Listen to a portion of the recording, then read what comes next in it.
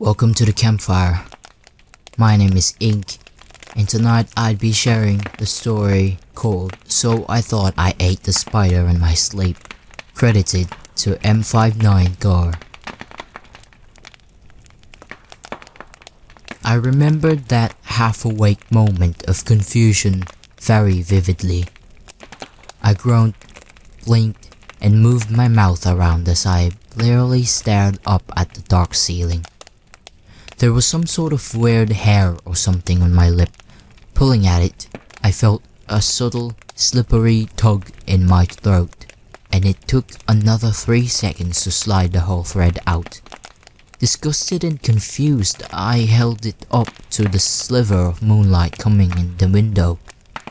What the hell was this thing? Some unknown girl's hair? No, it was wispier than that, more reflective and a little stickier. I felt suddenly queasy as the thought occurred to me that this was probably a silken spider thread. Had I just eaten a spider in my sleep? Jesus Christ. I got up that night, refusing to go back to sleep, but the day's light dispelled my silly fears. If I had eaten a spider, it was long dead by now, thanks to the stomach acid generously donated by my night-long anxiety. A few weeks passed and I almost forgot about the incident. I noticed that very slowly I began having trouble exercising at my usual rate. I was sleeping worse and groggy even when I did sleep. I thought that it might just be the season of allergies and I tried to ignore it until I fall asleep at work, and my boss sternly told me to go to the doctor. I was never one for the doctor, but I was tired of being tired, so I finally manned up and went. I sat in the stark white office waiting for quite some time. I figured the doctor probably wouldn't have any answers for me. They never seemed to care enough to pursue individual mysteries, but I was hoping for a prescription or something. I sat still as the nurse did all the usual tests. Blood pressure, pulse, and so on. Nothing seemed out of the ordinary. She left and I waited some more. Finally, the doctor walked in and greeted me without looking. She asked about my symptoms, nodded a bit, and then used a stethoscope to listen to my chest. That's when she frowned. It might be allergies or even asthma. Sounds a bit scratchy in there. That's what I thought, I told her. I've been racking my brain hell for a while. I even thought it was a spider I ate. She glanced up at me, making eye contact for the first time. You ate a spider? In my sleep, I think. She hesitated. There's this new spider infestation. African, I think. We've had a couple bad reactions to bites. Total long shot here. But if it bit your esophagus or stomach, you wouldn't feel it. But you could still have a reaction. Let's get a soft tissue scan done. Confused and worried but hopeful, I followed her advice and went to the next building over in the complex for the scan.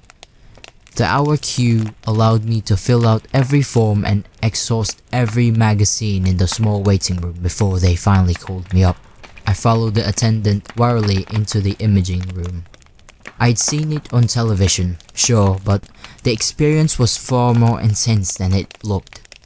I had to lie still for quite some time, fighting all sorts of sudden urges to itch, sneeze or cough while I waited.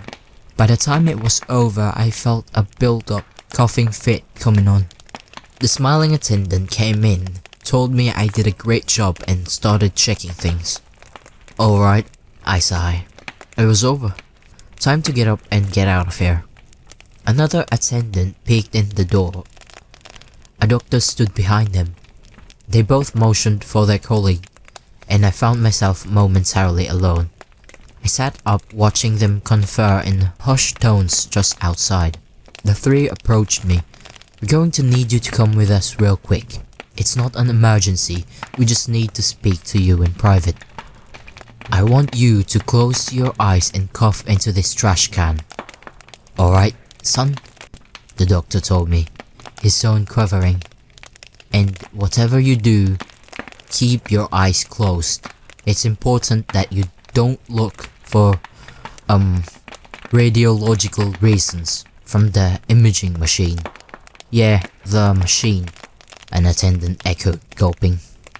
Their masked fear had my pulse racing, but I was more than ready to start coughing to ease the pain in my throat. Leaning over the waste bin, I began heavily hacking cough, letting out endless choking breaths that seemed fitted with weird dust and particulates. Had I accidentally breathed in something radioactive from the machine? I kept coughing. I tasted a little blood. I paused. I breathed in and out, and they urged me to keep coughing. Their voices shaking and subtly disgusted. Come on, just a little more, son, the doctor told me. His practiced hands trembled on my shoulder. The last cough seemed to spasm my whole body, and I felt clotted particulates rise up my throat and finally escape, spitting and pushing more air out through my mouth. I got the last of it out of me.